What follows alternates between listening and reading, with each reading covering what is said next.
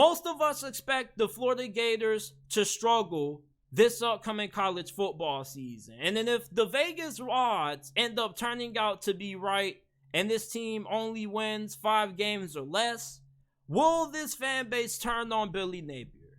Now, the reason why I'm asking this is because a lot of Florida fans right now, if you ask them how they feel about Billy Napier, they're going to tell you, man, I got a lot of confidence in Billy, man. He's killing it on the recruiting trail. I think the Florida Gators football program is headed in the right direction.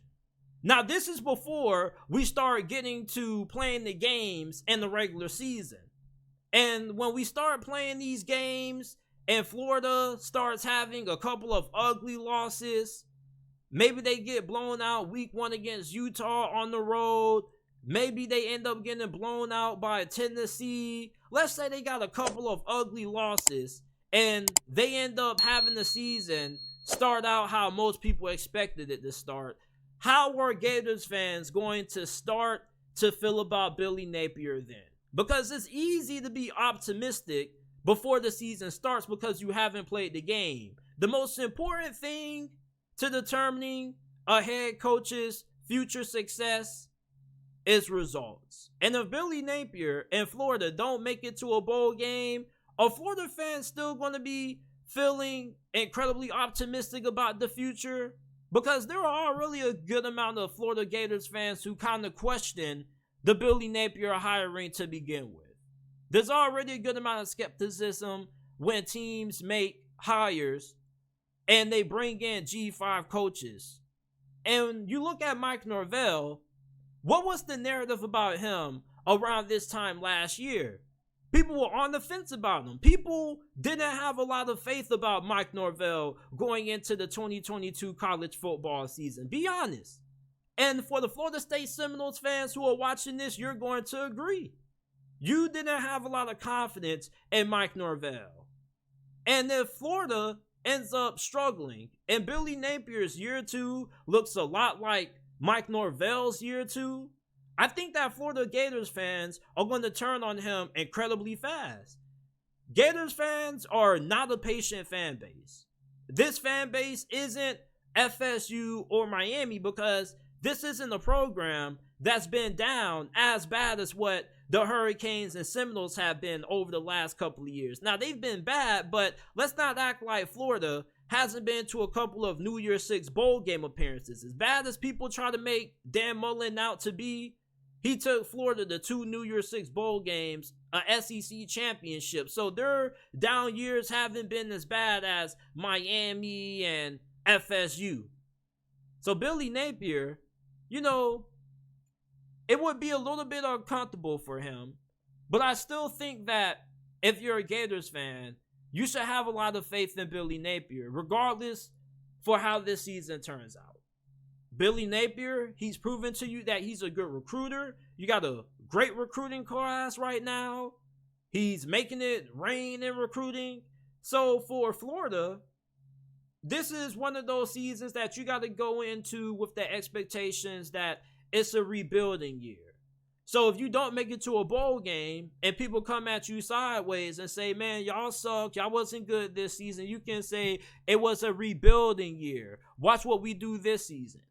Graham Mertz is a large reason why most people don't have a lot of confidence in the Florida Gators being able to be bowl eligible this year. They got a really tough schedule.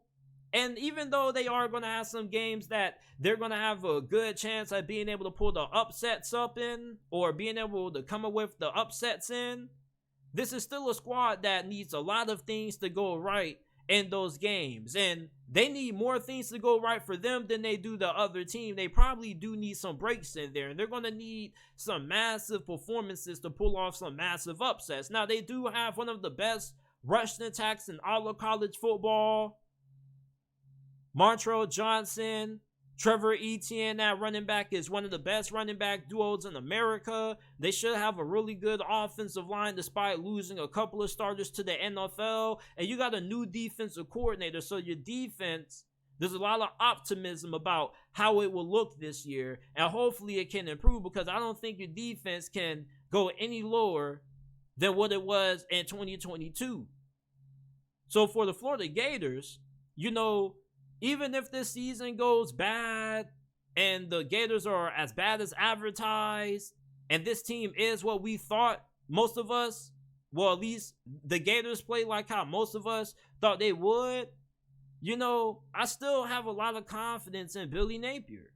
And if you're a Gators fan, that confidence really shouldn't change. And this is why I'm kind of talking about this issue, because I already know when the season starts in Florida, if they end up struggling, how the fan base could probably turn on him. And Florida fans aren't the most patient of people, or they aren't the most patient of people. And we already remember how fast FSU fans were ready to throw out Mike Norvell. So if Billy Napier and Florida struggle in 2023, I think this fan base is going to be incredibly impatient with him. And I think that a good amount of Gator fans out there and Swamp Nation are probably going to be ready to throw the hot seat talk with Billy Napier.